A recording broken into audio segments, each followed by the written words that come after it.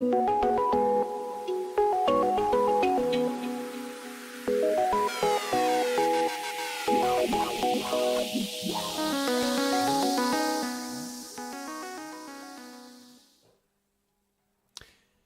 evening and welcome to the call on the Audible for the FPF Junior Leagues. I am your host, Mo Khan. This is the face you don't know who I am, but I am replacing Robert Capana, who moves over to the next chair to my immediate left, who's now the analyst. Rob, who am I replacing, by the way? So you're actually replacing Simon Dajne, you're replacing Paulo Del Rocca, who replaced Simon Dajne, who will be back next week from his Vegas vacation. To replace me. To replace you. So you will be he will be the third host in 3 weeks, a revolving chair here at FPF Junior. It could be a good or bad thing. Let's put it that way here.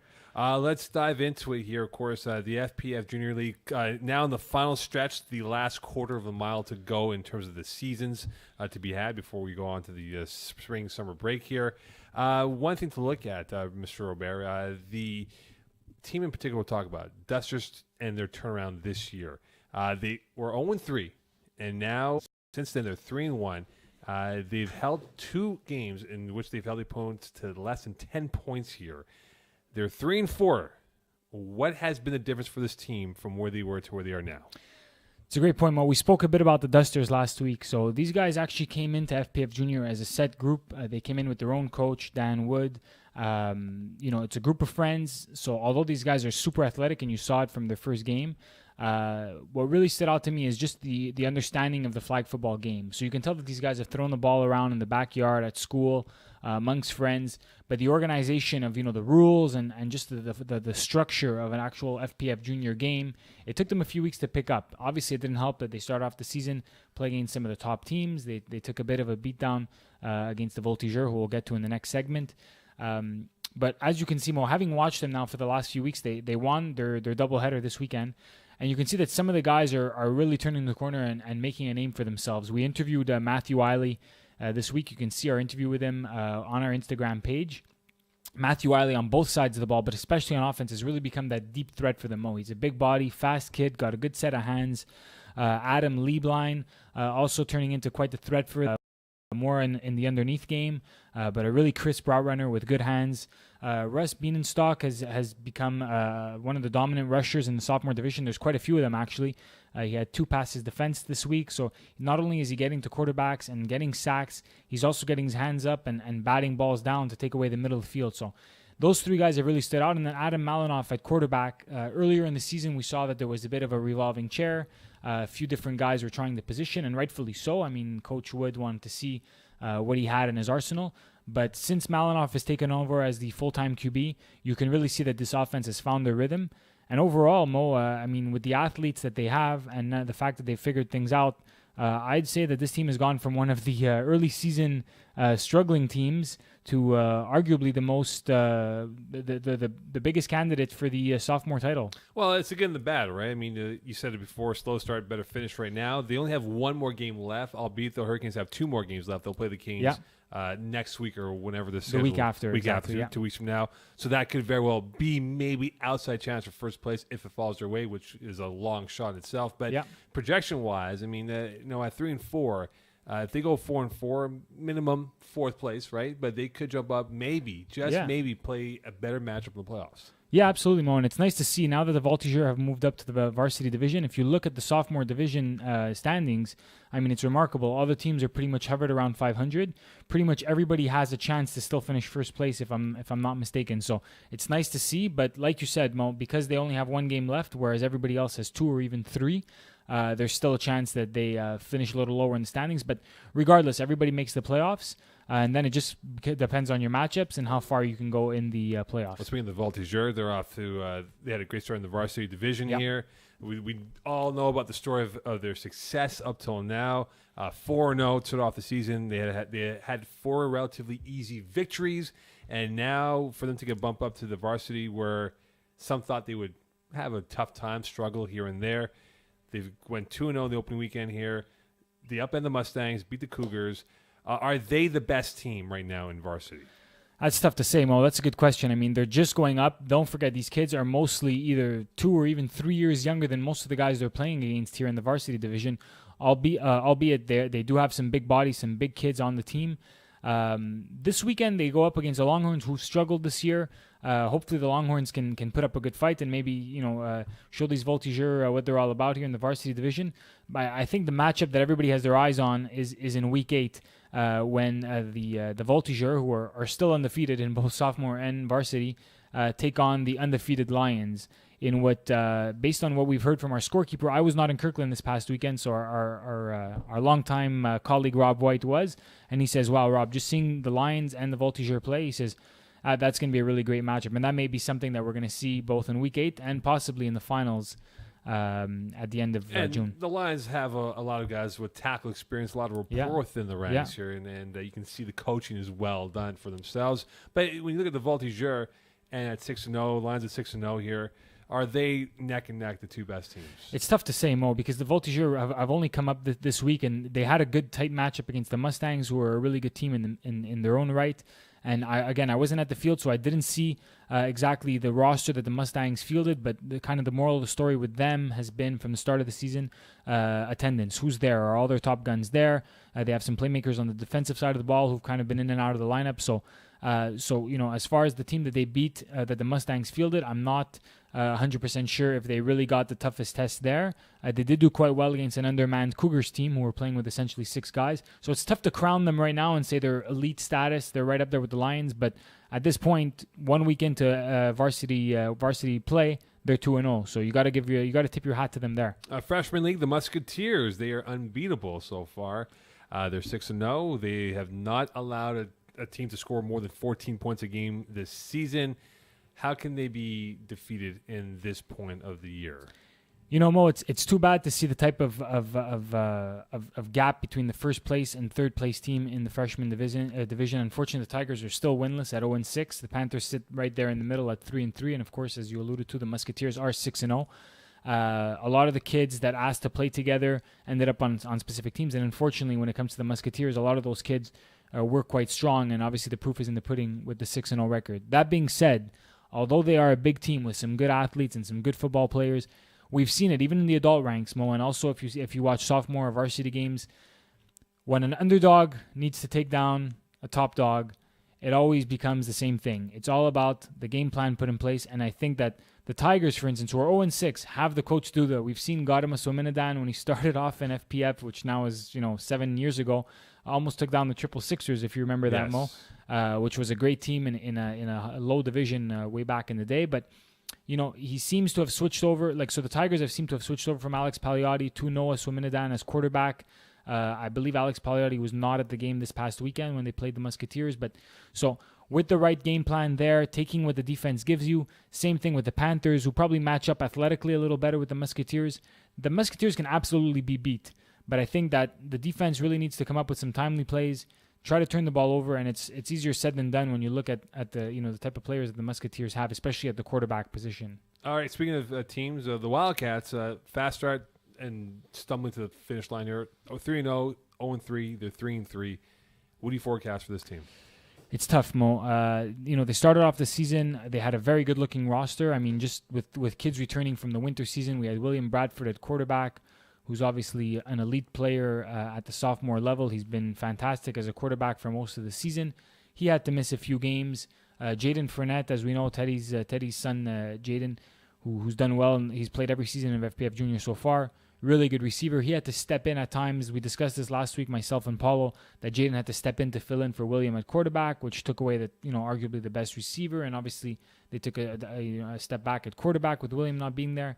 So you take that. You have Noah Smallwood also, who was a really good player for the Hawkeyes in the winter.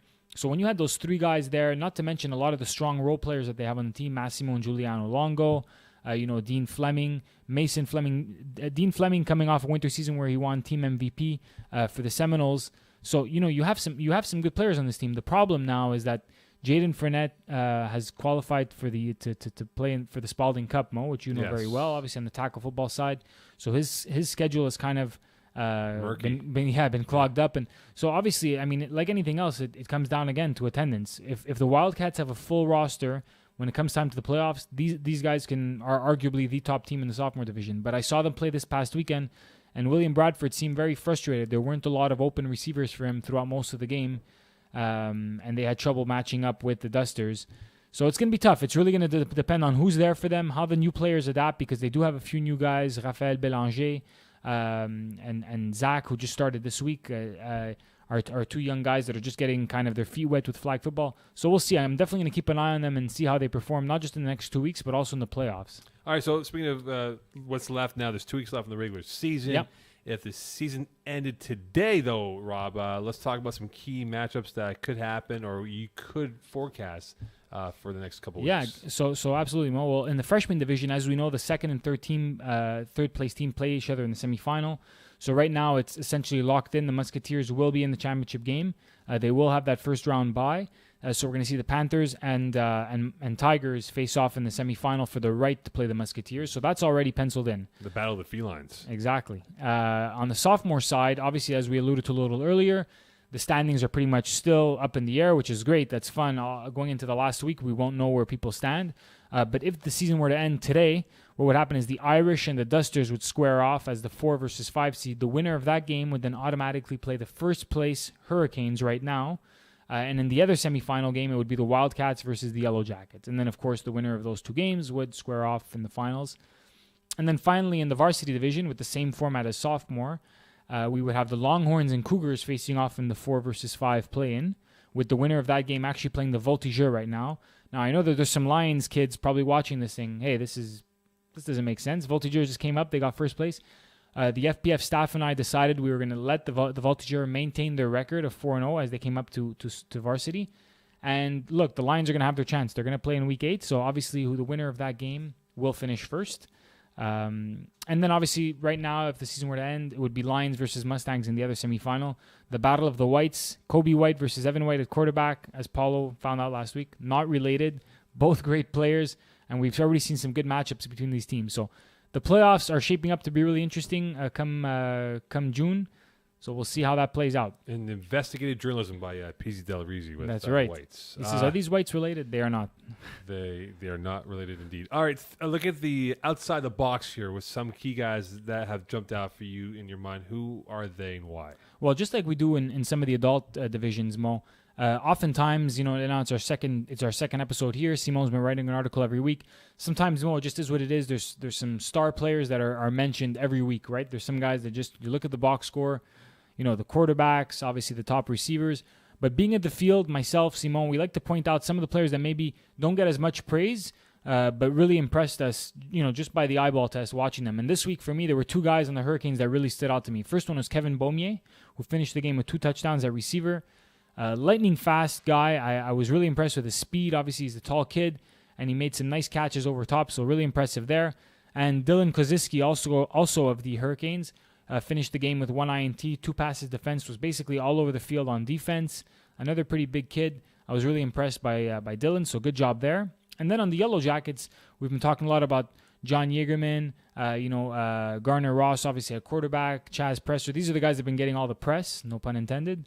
But how about Ben Regenstreef? Stood out this week to me, had a nice touchdown catch, and is really a crisp route runner as well. I was really impressed with him. Another weapon to add to that mix, in addition to Jesse Dim and all those guys on the Yellow Jackets offense who are quite impressive.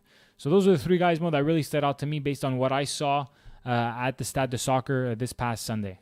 And it's now time for Games of the Week. a little more emphasis, please. Although I don't even know what the games of the week are this week. No, Anyways, he has the to give it games of the week. All right, perfect. Thank you. That's our producer, game. Chapman, by the way, for those who don't know. It's game of the week. It's not games. It's a game. Oh, I'm used to all the other podcasts. So it's the game of the week. There you go. Excellent. There we go. All right, Third game of time's the the week.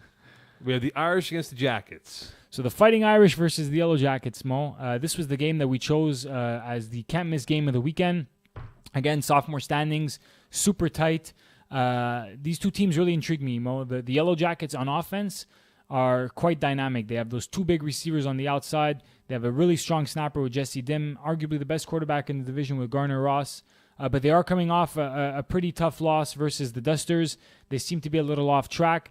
Inside Scoop is telling me that Yellow Jackets will be without their coach, Tony Khoury, this week. He'll probably be replaced by J.R. Verger. Oh, boy. So who's a great football mind. So we'll see we'll see how that goes. Versus the Fighting Irish, who really impressed me this weekend. Although they didn't come away with the win, they were, on defense, things were clicking. And on offense, Jonathan Lavention really starting to make strides. He wasn't a full-time QB. He didn't play quarterback in the winter when he was playing with the Hawkeyes.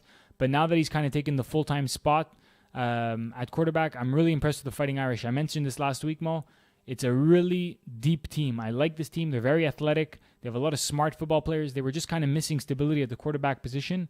But now that Jonathan has taken charge of that role, I can see them kind of gaining that momentum, just like the Dusters did in the last few weeks, and then possibly making a run in the playoffs. So I look for a really tight game in this one, and we'll see who comes out on top. Dusters, Jackets, Irish, Wildcats, Hurricanes, a plethora of nicknames in this division. So we'll see what happens here. Final thoughts before we wrap up, please. Yeah, so thanks for helping us out, Mo. For those of you who don't know Mo, he's a media personality here in Montreal, a real media personality, not like myself and Simon. He's a collaborator on TSN 690, does a lot of work for Champlain College, from McGill University. So Mo is, we're honored to have a big name like Mo on the junior podcast tonight. But Simon will be back next week, and likely sitting in my chair is another professional, Brent Botkin, who's definitely an upgrade on me. So hopefully we keep you guys entertained with these last few weeks. And hopefully the football continues to be, entertaining and close fought. And that's pretty much it, Mo. Essentially what he's trying to say, the urban will become suburban next week. There you go. Anyway, great. Best of luck this week. 2 more weeks to go before playoffs begin. And then the road to the FPF junior title is upon us before they all descend elsewhere for the summer months. So, Rob, thank you very much as usual. Thank you, Mo. Chapman, thanks as always, my friend. Whatever you did today. I did some stuff. Absolutely.